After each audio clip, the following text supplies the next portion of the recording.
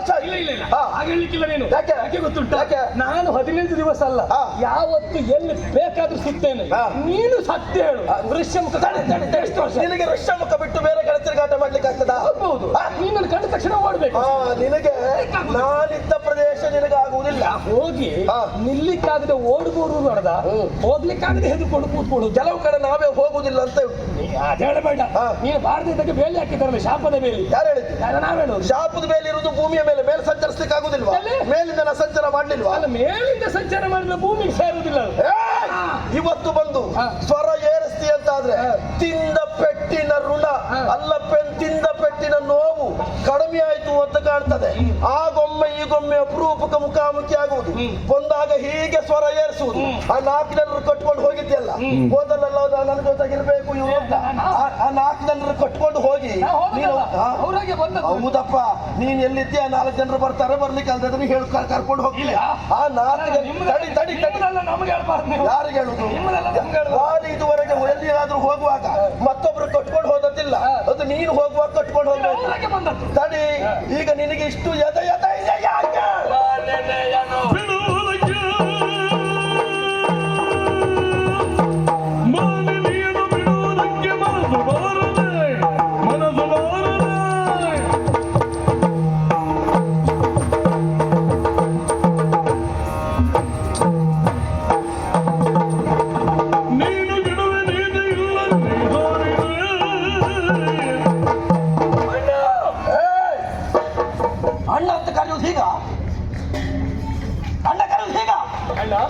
ಅಣ್ಣ ಅಣ್ಣ ಅದು ಸೌಜನ್ಯಪೂರಿತವಾದಂತಹ ಶಬ್ದ. ಅಣ್ಣ ನೀ ಒಳ್ಳೆ ರಕ್ಕಸನ್ನು ಕರೆದಾಗುದು. ಅಣ್ಣ ಬಿಡು ನಿನ್ನ ಈ ಕೆಟ್ಟ ಬಣ್ಣ. ಒಂದಿನ ಮಾತಾಡಬೇಡ, ಜಾಗ್ರತೆ. ಅಣ್ಣ ಮಾಲಿನಿಯನ್ನು ಬಿಡುವುದಕ್ಕೆ ಮನಸ್ಸು ಬಾರದೆ. ಯಾರ ಮಾಲಿನಿ? ಅಣ್ಣ ಹೆಂಡತಿ ಕೊಡ. ಯಾರು ಹೆಂಡತಿ ಕೊಡುದ? ಅಣ್ಣ ಹೆಂಡತಿ ಬಿಡ. ಹೆಂಡತಿ ಬಿಟ್ಟವ ನೀನು ಹೆಂಡತಿ ಕೊಡುದಂತ ಅದಕ್ಕೆ ಕೇಳ್ತಾ ಇದ್ದೆ. ಯಾರ ಮಾನಿನಿ? ನನ್ನ ಮಾನಿನಿ. ನಿನಗೆ ನಿನ್ನದ್ದೇ ಆಗಬೇಕು ಅಂತಿಲ್ಲ, ಯಾರದ್ದಾದ್ರೂ ಆಗ್ತದೆ. ಹೌದಾ? ಅದು ಯಾರಿಗೆ ನಿನಗೆ ಹೇಳ್ಕೊಂಡದ? ನನಗ? ನಾನು ನಿನಗೆ ಹೇಳಿ. ನನಗೆ ಹೇಳಿದ್ದು ನಿನಗೆ ಹೇಳಿ. ನಾನು ಹಾಗೆ ಮಾಡಲಿಲ್ಲ, ಹಾಗೆ ಮಾಡಿದವ ನೀನು.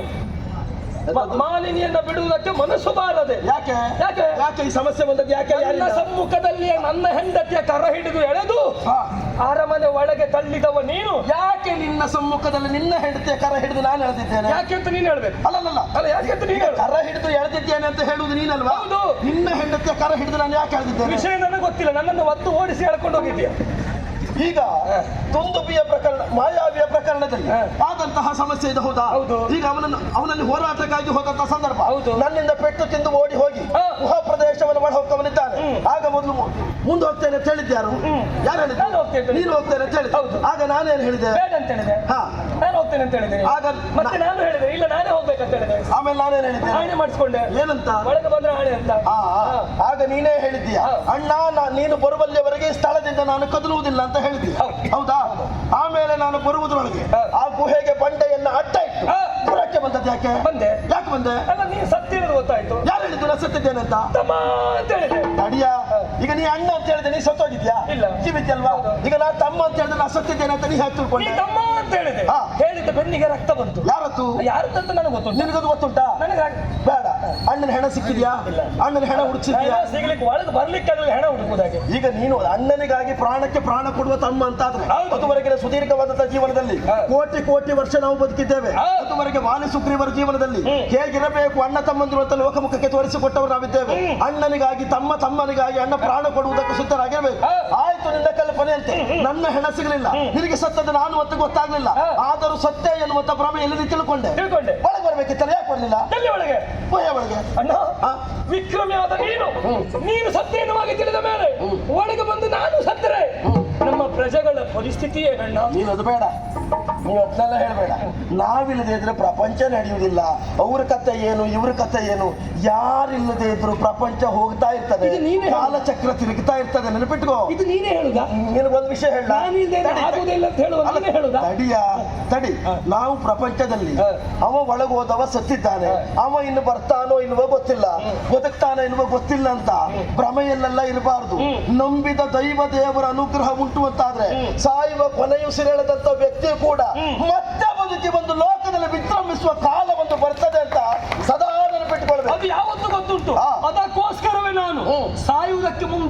ಬದುಕಬೇಕೆನ್ನುವ ಹಾಗೆ ಉಳಿದವರಲ್ಲಿ ಹೇಗೆ ಹರಕೆ ಪೂಜೆ ಮಾಡ್ತಾರೋ ಆವತ್ತು ನೀ ಸತ್ತ ಎನ್ನುವಾಗ ನಾ ಭಾವಿಸಿ ಇಲ್ಲಿ ಮನೆಗೆ ಬಂದು ದೇವರಿಗೆ ಒಂದು ನಮಸ್ಕಾರ ಮಾಡಿ ನಮ್ಮ ಸೇನೆಯವರೆಲ್ಲ ಕಟ್ಕೊಂಡು ದೇವರ ಅನುಗ್ರಹ ಉಂಟು ಸೇನಾ ಬಲ ಉಂಟು ಎನ್ನುವುದನ್ನು ರಕ್ಕಸರಿಗೆ ತೋರಿಸಬೇಕಾಗಿದೆ. 77 ಕೋಟಿ ಕಪಿನಾಯಕರು, 18 ಅರ್ಬುದ ವಾನರರು, ನಮ್ಮಲ್ಲಿ ಬಲಕ್ಕೇನು ಕಡಿಮೆ ಇತ್ತ? ಅಷ್ಟು ಜನರು ಕರ್ಕೊಂಡು ಹೋಗಿ ಅಣ್ಣ ಒಳಗೆ ಸತ್ತಿದ್ದಾನೆ ಇಲ್ವಂತ ನೋಡಿದೀಯಾ? ಅಲ್ಲಪ್ಪ, ನಾನು ಅದಕ್ಕಾಗಿ ಬಂದದ್ದು. ಬಂದ ಮೇಲೆ ವಿಷಯ ಕೇಳಿದ್ದು, ಅಣ್ಣ ನೀನ್ ಸತ್ಯ. ನೀ ಸಾಯಿದೆ, ನಾ ಸಾಯುವುದಿಲ್ಲ. ಅಲ್ಲ, ಅಲ್ಲಿ ನಾನು ಅಂದುಕೊಂಡದ್ದು ನೀ ಸತ್ಯ. ಆ ಸತ್ತ ನೋವು ದುಃಖ ಎನ್ನುವುದು ಅವರು ಕೇಳಿದ ಪ್ರಶ್ನೆಗೆ ಉತ್ತರ ಕೊಡುವುದಕ್ಕೆ ಬಾಯಿ ಬರಲಿಲ್ಲ ಆಗಿತ್ತು. ಉತ್ತರ ಕೊಡುವುದಕ್ಕೆ ಬಾಯಿ ಬರಲಿಲ್ಲ, ಸುಮ್ಮನೆ ಕುಳಿತೆ. ಈಗ ನಾನು ನಿನ್ನಲ್ಲಿ ಕೇಳ್ತೇನೆ, ನೀನು ಗುಹಾ ಪ್ರದೇಶದಲ್ಲಿ ನಿಂತದ್ದು ಎಷ್ಟು ವರ್ಷ ನಿಂತಿದ್ದೀಯಾ? ಬಹಳಷ್ಟು ವರ್ಷ ನಿಂತಿದ್ದೀನಿ. ಬಹಳಷ್ಟು ವರ್ಷ ನಿಂತಿದ್ದೀನಿ. ಬಹಳಷ್ಟು ಅಂದ್ರೆ ಬಹಳಷ್ಟು 1000 ವರ್ಷ ಮೇಲೆ ನಿಂತಿದ್ದೀನಿ. ಎಲ್ಲಿ? ಅಲ್ಲೇ. ಸತ್ತು ಹೋಗ್ಲಿಕ್ಕೆ ಯಾರಾದ್ರೂ ಕಥೆ ಗೊತ್ತಿಲ್ಲದೆ ಇದ್ರೆ ಇದನ್ನು ಒಪ್ಪಲೇಬೇಕಲ್ಲ. 1000 ವರ್ಷ ನಿಂತಿದ್ದೆ. 1000 ವರ್ಷ. 1 ವರ್ಷ ನಿಂತದ್ದು. ಹೌದಾ? ನೀನ್ ನಿಂತದ್ದು 1 ವರ್ಷ. ನಿನಗೆ ಯಾರು ಹೇಳಿದ್ರು? ನನಗೆ ಗೊತ್ತುಂಟು, ಲೆಕ್ಕಾಚಾರ ಸರಿ ಉಂಟು. ಲೆಕ್ಕ ಹಾಕಿದ್ಯಾ? ಲೆಕ್ಕ ಹಾಕಿದ್ದೇನೆ. ನಿನಗೆ ಯಾಕದು ಗೊತ್ತಾಗ್ಲಿಲ್ಲ? ಅಲ್ಲ, ಯಾಕೆ ಹೇಳು? ಹೇಳು. ಎಲ್ಲ ತಿರ್ಚಿ ಆಚೆ ಈಚೆ ಎಷ್ಟು ವರ್ಷ? ನೀನ್ ನಿಂತದ್ದು 1 ವರ್ಷ. 1 ವರ್ಷ ಆಮೇಲೆ ಹಿಂತಿರುಗಿ ಅರಮನೆಗೆ ಬಂದೆ. ಎಷ್ಟು ದಿವಸ ಕಾದೆ? ಎಷ್ಟು ದಿವಸ? ಎಷ್ಟು ದಿವಸ ಕಾದೆ? 15 ದಿವಸ ಹೇಳಿಲ್ಲ. ಒಂದು 15 ದಿವಸ ಹೇಳಿಲ್ಲ. ಕಡೆ ನೀ 1 ವರ್ಷದವರೆ ನೀ ಅಲ್ಲಿ ಸತ್ತಿದ್ದೆ. ಬಳಗಲ್ಲಿ ಹೋರಾಟ ಮಾಡ್ತಾ ಇದ್ದೆ. ಯಾರ ಜೊತೆಗೆ? ಹಾಗಾದ್ರೆ ರಕ್ತ ಬಂದದ್ದು ಯಾರದ್ದು? ರಕ್ಕಸರದ್ದು. ರಕ್ಕಸರದ್ದು. ಹೌದು. ಅಲ್ಲಿ ಒಳಗಡೆ ಬಹಳಷ್ಟು ರಕ್ಕಸರಿದ್ದಿದ್ರಾ? ಹೌದು. ಹೋಗುವಾಗ ಒಬ್ಬರೇ ನಟಿಸಿಕೊಂಡು ಅವರು ಮಾಯಾವಿ ಅಲ್ವಾ? ಅಲ್ಲ, ಚರ್ಚೆ ಮಾಡ್ಲಿಕ್ಕೆ ಹೋಗ್ಬೇಡ. ಏನೋ ಅವನನ್ನು ಕೊಲ್ಲಿಕ್ಕೆ 1 ದಿವಸ ಸಾಕಾಯ್ತು. ಉಳಿದ ರಕ್ಕಸರನ್ನು ಕೊಲ್ಲಬೇಕು ಮತ್ತೆ 1 ವರ್ಷ ಬೇಕಾಯ್ತಾ? ನಿನಗೆ ಗೊತ್ತು ಸಂಬಂಧ ಇದ್ದ ಪ್ರಶ್ನೆ ಅಲ್ಲ. ನಾನು ಒಳಗೆ ಹೋಗುವಾಗ ನಿನಗೇನು ಹೇಳಿದ್ದೇನೆ?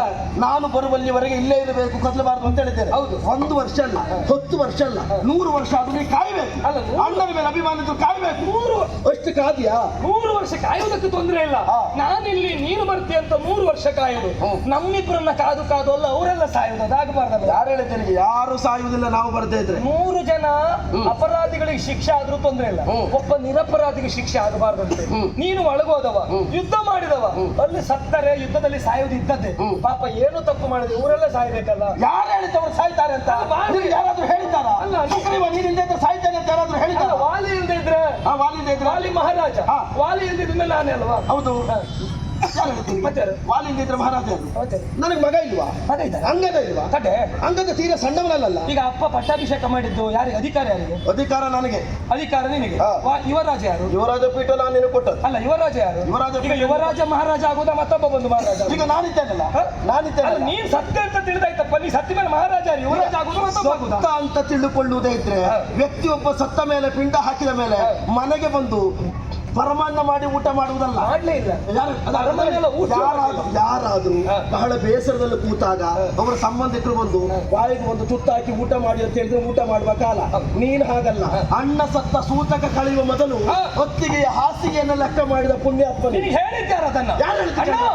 ನಾನು ಜಾಂಬವಾದಿ ಋಷಿಗಳೆಲ್ಲ ಹೇಳಿದ್ರು ಏನಂತ ಮುಂದೆ ಮಂಗಗಳೆಲ್ಲ ಹೇಳಿದ್ರು, ಕುಳಿತುಕೊಳ್ಳಿ ಎನ್ನುವ ಹಾಗೆ, ಪೀಠದಲ್ಲಿ ಕುಳಿತುಕೊಳ್ಳಬೇಕೆನ್ನುವ ಹಾಗೆ ಜಾಂಬವಾದಿಗಳೆಲ್ಲರೂ ನನಗೆ ಆಶೀರ್ವಾದ ಮಾಡಿದ್ದಾರೆ. ಹಿರಿಯರ ಮಾತನ್ನ ತಿರಸ್ಕಾರ ಮಾಡುವ ಹಾಗಿಲ್ಲ. ಹಾಗಾಗಿ ಪೀಠಾಭಿಷಕ್ತನಾದೆ. ಪಕ್ಕದಲ್ಲಿ ಹೆಂಡತಿಯಾದ ರುಮೆಯೂ ಬಂದು ಕುಳಿತುಕೊಂಡಳು. ಏನು ತಾರೆಯನ್ನ ಅತ್ತಿಗೆಯನ್ನ ನಾನು ಬಾ ಅಂತ ಕರೆದಲ್ಲ, ಅವಳಾಗಿ ಬಂದು ಕುಳಿತುಕೊಂಡಳು. ನೀನು ಬೇಡ ಅಂತ ಹೇಳಿದ್ಯಾ? ಹೇಗೆ ಹೇಳುವುದು? ಜಾಂಬವಾದಿಗಳ ಮುಖವನ್ನು ನೋಡಿದೆ, ಅವರೆಲ್ಲ ಸಮ್ಮತಿಯನ್ನು ಸೂಚಿಸಿದ್ರು. ನಮಗೊಂದು ಅಭ್ಯಾಸ, ಹಿರಿಯವರು ಇಲ್ಲ ಇರಬೇಕು, ನಿಮ್ಮ ಅವಧಿ ಮುಗಿಯಲಿದ್ರೆ ನೀವು ಹೋಗಬಾರ್ದು, ಬೇರೆ ಕಡೆ ಎಲ್ಲಿಯೂ ನಿಮ್ಮ ಪ್ರದರ್ಶನ ಆಗಬಾರ್ದು, ಇಲ್ಲೇ ಮಾಡ್ತಾ ಇರಬೇಕು ಅಂತ ಹೇಳಿದ್ರೆ ಅವ್ರ ಮಾತಿಗೆಲ್ಲ ನಾವು ಬೆಲೆ ಕೊಡುವವರು, ನೀವು ಬೆಲೆ ಕೊಡದೆ ಹೋಗ್ತೀರಿ. ನಮ್ಮದಿಲ್ಲ. ಪೂರ್ಣ ಹೊರಗೆ ಹೋಗ್ಬೇಡ, ನಾವು ಸ್ವಲ್ಪ ಇಲ್ಲೇ ಇರುವ. ನೀನು ಹಿರಿಯರ ಮಾತಿಗೆ ಬೆಲೆ ಕೊಡುವುದು ಹೌದಾದ್ರೆ ನಾನು ಸಣ್ಣವನ ದೊಡ್ಡವನ? ದೊಡ್ಡವ. ಹೌದಾ? ನಾನು ನಿನಗೆ ಅವತ್ತು ಹೋಗುವಾಗ ಒಂದು ಮಾತು ಹೇಳಿದ್ದೆ, ನಾನು ಬರುವಲ್ಲಿವರೆಗೆ ಇಲ್ಲೇ ಇರಬೇಕು ಅಂತ. ಹಿರಿಯವರ ಮಾತಿಗೆ ಬೆಲೆ ಉಂಟು ಅಂತಾದ್ರೆ ನಾನು ಬರುವಲ್ಲಿವರೆಗೆ ನೀವು ಎಲ್ಲೇ ಇರಬೇಕಿತ್ತು. ಅಲ್ಲಿ ಇದ್ದಿದ್ಯಾ? ಕಾಪಿ ಮಗನೇ, ನಿನಗೆ ಬೇಕಾದ್ದಲ್ಲ ಬೇಕು, ನಿನಗೆ ಬೇಡ ಬೇಡ. ಬರ್ತೇನೆ. ನಿನ್ನ ಮಾತಿಲ್ಲ ಅಂತಲ್ಲ, ಮಾತು ಕೊಟ್ಟ ಅಣ್ಣನೇ ಸತ್ತ, ಮತ್ತೆ ಎಲ್ಲಿ ಮಾತು ಉಳಿತದೆ? ಈಗ ಸತ್ತರ ಮೇಲೆ ಅವ್ರ ಮಾತೆಲ್ಲ ಉಳಿಸ್ಬೇಕಂತಲ್ಲ, ಅವ್ರು ಸಾಯಲಿಲ್ಲ ಅಂತಲ್ಲ ಅವ್ರ ಮಾತು ನಡೆಸಬೇಕು. ಸತ್ತ ಮೇಲೆ ಕೊಟ್ಟ ಮಾತು ಸಾಯ್ತದೆ ಅಂತ ನಿನಗೆ ಆಪತ್ಕಾಲದಲ್ಲಿ ಮಾತನ್ನಾದ್ರೂ ಬಿಡಬಹುದು, ಸತ್ಯ ಧರ್ಮಕ್ಕಾಗಿ ಅಂತ ಉಂಟು. ಅದಲ್ಲ ಹೇಳಿತು. ಆಡಿದ ಮಾತು ಯಾವ ಕಾಲಕ್ಕೂ ಹೋಗುವುದಕ್ಕೆ ಸಾಧ್ಯ ಇಲ್ಲ. ಮಾತು ಮಾತೇ ಆಗಿರ್ತದೆ. ಅಪ್ಪ ಒಬ್ಬ ಹರಕೆ ಹೇಳಿ ಸತ್ತರೆ ಅವನ ಹರಕೆ ಹೋಯ್ತು ಅಂತ ಹೇಳಲಿಕ್ಕೆ ಬರುವುದಿಲ್ಲ.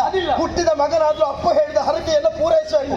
ಮಾತು ಸಾಯುವುದಿಲ್ಲ, ವ್ಯಕ್ತಿ ಮಾತ್ರ ಸಾಯುವುದು. ಇನ್ನೊಂದುಂಟು, ಹಾ. ಅಪ್ಪ 100 ವರ್ಷ ನಾ ಬದುಕಿದರೆ ಇಂಥ ಹರಕೆಯನ್ನ ದೇವರಿಗೆ ಕೊಡ್ತೇನೆ ಅಂತ ಹೇಳಿಕೊಂಡಾಗ ಅವ 99 ವರ್ಷಕ್ಕೆ ಸತ್ರೆ ಹರಕೆ ಕೊಡಬೇಕಾದಿಲ್ಲ, 100 ವರ್ಷ ಬದುಕಿದ್ರೆ ಮಾತ್ರ ಅದುಂಟು. ಆದ್ರೆ ಅಪ್ಪ ಆಡಿದ ಮಾತನ್ನು ಈಡೇರಿಸಬೇಕಾದ ಮಗನಿಗೆ ಕರ್ತವ್ಯ ನೆನಪಿಟ್ಕೋ. ಜ್ಯೇಷ್ಠರು ಮಾತ್ರ ಪಿತೃ ಸಮಾನ. ಪಿತೃ ಸಮಾನ ಪಾಪಿ ಮಗನೇ, ನಿನಗೆ ಜ್ಯೇಷ್ಠ ಭ್ರಾತೃ ಪಿತೃ ಸಮಾನ ಅಂತ ಹೇಳಲಿಕ್ಕೆ ಆಗ್ತದೆ? ಅದನ್ನ ಅಣ್ಣನ ಹೆಂಡತಿಯನ್ನ ಹೆಗಲ ಮೇಲೆ ಕೈ ಹಾಕಿ ಕೂತ್ಕೊಳ್ಳುವಾಗ ನಿನಗೆ ಇವತ್ತ ಬರಲಿಲ್ಲ.